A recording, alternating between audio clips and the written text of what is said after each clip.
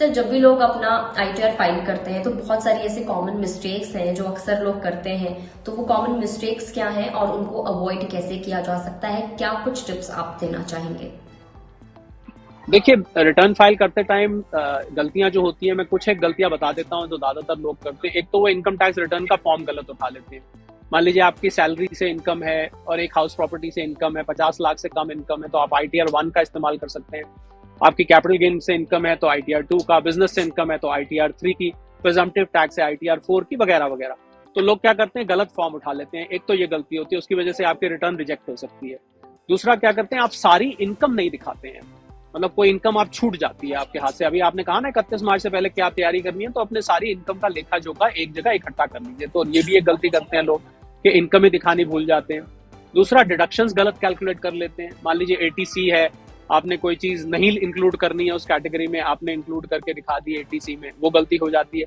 और एक बहुत बड़ी गलती भावना जो आजकल लोगों से हो रही है, पिछले कुछ सालों से मैं देख रहा हूँ, जिसका बहुत जरूरी है जिक्र करना, वो है 26AS। 26AS होता है जहां आपका सारा TDS ऑनलाइन रिफ्लेक्ट होता है। यानी कि जो भी आपके इनकम पर किसी भी चीज पर टैक्स काट के जमा करता है, वो 26AS। मैंने उसको एक नया नाम दिया हुआ है। वैसे 26AS एक फॉर्म का नंबर है, मैंने उसको एक नाम दिया हुआ है बड़ा इंटरेस्टिंग, 26 आमना सामना।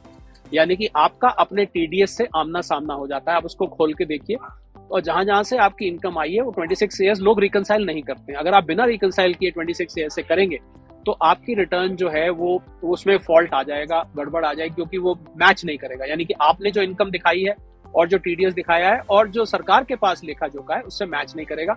तो उससे एक दफे रिकनसाइल जरूर करनी चाहिए। इसके अलावा एक और गलती जो लोग करते हैं, वो अपने बैंक अकाउंट गलत भर देते हैं। और बैंक अकाउंट सही भरना इसलिए जरूरी है कि मान लीजिए आपका कोई रिफंड आना है, तो वो तो रिफंड आएगा ही नहीं। फिर लोग कहते हैं जी हमारा तो रिफंड नहीं आया, टैक्स फालतू कट जाए, तो आपको पता होगा कि रिफंड आता है। और अगर आपने इनकम बैंक अकाउंट डिटेल गलत भर दी है तो आपका तो फिर रिफंड बाउंस हो जाएगा। तो इस वजह से, तो इसलिए बैंक अकाउंट डिटेल्स बहुत ध्यान से भरें और उसको प्रॉपर करें। दूसरा, कुछ लोगों की फॉरेन में एसेट्स होते हैं, फॉरेन में इनकम होती है, तो इनकम टैक्स रिटर्न में स्केड्यूल्स दिए हुए जहां पर आप फॉरेन एसेट्स, फॉरेन इनकम दिखाएं, उसको लोग अक्सर भूल जाते हैं। मुझे लगता है कि उनको बिल्कुल नहीं भूलना चाहिए। और अपने स्लैब, किस स्लैब में आते हैं आप, किस कैटेगरी में आते हैं, सब ध्यान से बढ़िए। और जो लोग ये समझ रहे हैं कि भाई ये सब तो हमारे बस की नहीं है, या हमें CA के पास या किसी टैक्स लॉयर के पास जाना पड़ेगा, किसी टैक्स एक्सपर्ट के पास जाना पड़ेगा, ऐसा नहीं है। अगर आप उसको ध्यान से पढ़ेंगे तो मुझे लगता है कि बहुत ही सिंपल है। देखने में, एहसास करने में वो बहुत कॉम्प्लिकेटेड दिखता है, पर जब आप उसके अंदर जाएंगे, उसको पढ़ेंगे, तो आजकल तो पोर्टल पे इनकम टैक्स के बहुत सिस्टमैटिकली सारा कुछ लिखा हुआ है। तो मैं सभी डेली हंट के फॉलोअर्स और व्यूअर्स को ये रिक्वेस्ट करना चाहूंगा कि आप लोग कोशिश करें, अपनी रिटर्न खुद फाइल करें। इससे आपको कॉन्फिडेंस आएगा, आपकी नॉलेज बढ़ेगी। और कुछ अगर आप खर्च भी हो रहा है आपका प्रोफेशनल को देने में, वो पैसा भी बचेगा। किसी CA को या किसी लॉयर को दे रहे हैं, वो पैसा भी बच जाएगा। जो CAs और लॉयर्स मेरे को सुन रहे हैं, उनसे मैं दोनों हाथ जोड़ के माफी चाहूंगा अगर वो सोच रहे हैं कि हमारी पेट पर लात मार रहा है ऐसा बोल के। तो ऐसा कुछ नहीं है, क्योंकि मेरी भी यही मंशा रहती है कि लोग जितने टैक्स से एजुकेटेड होंगे उतना ही सरकार के लिए भी अच्छा है, उनके खुद के लिए भी अच्छा है। तो रिटर्न को बहुत ध्यान से पढ़े। आपने कहा कि किन चीजों से ये गलती ना हो, तो जो जो चीजें मैंने बताई हैं, इन्हीं के अंदर प्रिवेंटिव स्टेप भी छुपे हुए हैं। जैसे मैंने कहा, रिटर्न ठीक चूज करें, रिटर्न फॉर्म, तो आप देखिए आप कौन सी कैटेगरी में आते हैं, आपकी इनकम कहाँ से आ रही है, उसके हिसाब से आप रिटर्न फॉर्म चूज करिए, तो आपसे गलती नहीं होगी। बहुत सारे ऐसे लोग हैं जो टैक्स के दायरे में नहीं आते लेकिन वो आईटीआर फाइल करते हैं। वहीं बहुत सारे लोग ऐसे भी हैं जो टैक्स के दायरे में नहीं आते और वो आईटीआर भी फाइल नहीं करते। तो ऐसे में मैं आपसे ये समझना चाहूंगी कि आप हमारे व्यूवर्स को ये चीज बताएं कि आईटीआर फाइल करने के, आप टैक्स के दायरे में आए या ना आए, लेकिन आईटीआर फाइल करने के क्या कुछ बेनिफिट्स होते हैं, क्या कुछ फायदे होते हैं? देखिए, 8 करोड़ 40 लाख के करीब रिटर्न्स पिछले साल फाइल हुई, 8.5 करोड़ के आसपास।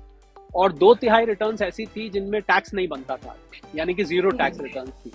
तो कुल मिला के जिन्होंने टैक्स दिया वो 2 करोड़ सी थे। तो आप देखिए कि ऐसे लोगों की बहुत बड़ी तादाद है जो टैक्स नहीं भी देते हैं पर फिर भी रिटर्न फाइल करते हैं। मैं ये आपको सरकारी आंकड़ा बता रहा हूँ, अभी जो हाल में निकल के आया है।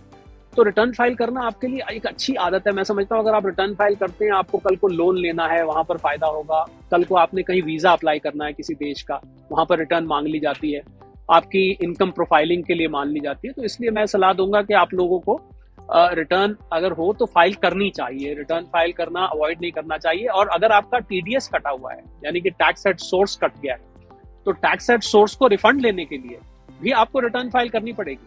और अगर आपने कोई फॉरेन का ट्रांजैक्शन किया है तो भी मैंडेटरी है, आपने कहीं प्रॉपर्टी ली है, बेची है, तब भी मैंडेटरी है। तो ऐसी बहुत सारी चीजें हैं कि जबकि टैक्स नहीं बनता है, भावना ध्यान देने वाली बात है कि टैक्स नहीं बन रहा है पर फिर भी रिटर्न फाइल करनी जरूरी है।